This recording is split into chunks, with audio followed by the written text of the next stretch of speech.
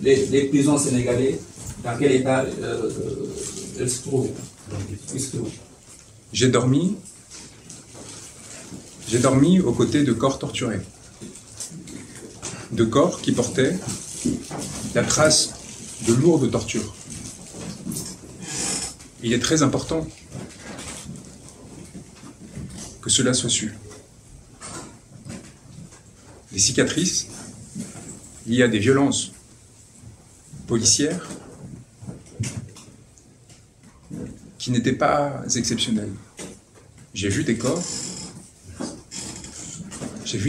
qui ont été traversés par des balles. J'ai vu ces blessures dont on m'avait fait transmettre des photographies, des preuves documentaires qui ont été adressées à la Cour pénale internationale et aux juridictions françaises.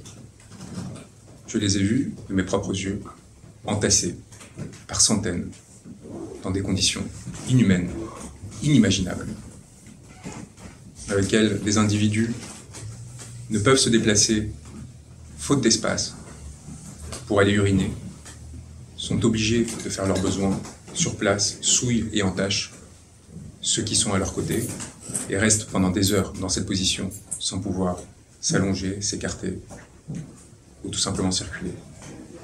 Cette situation, elle est le fruit direct des choix politiques qui ont été faits par le régime actuel.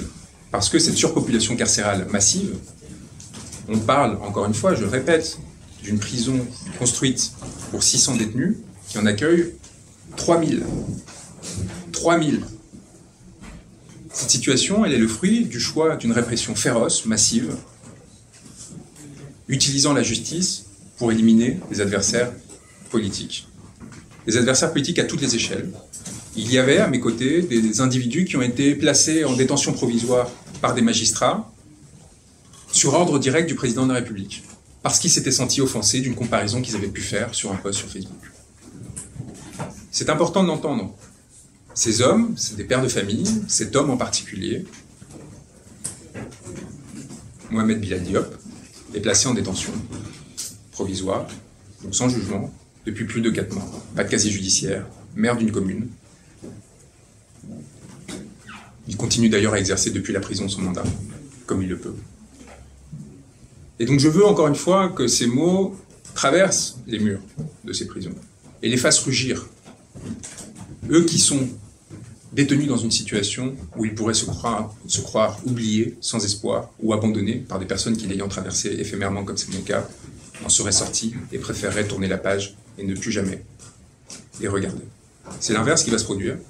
Ils ont commis l'erreur fondamentale de me faire voir ce qui ne saurait être vu, parce qu'encore une fois, même mes confrères n'ont pas accès aux chambres de détention. Ils sont évidemment retenus au niveau des parloirs, donc ils entendent ce que leur dit leur client. Mais moi, je me suis retrouvé au milieu de ces personnes,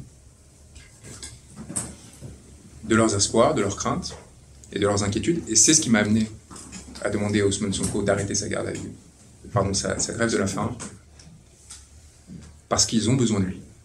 Ils ont besoin de cet espoir qu'il représente, parce que cet espoir, c'est tout simplement celui de retrouver une vie normale, de sortir de cet enfer.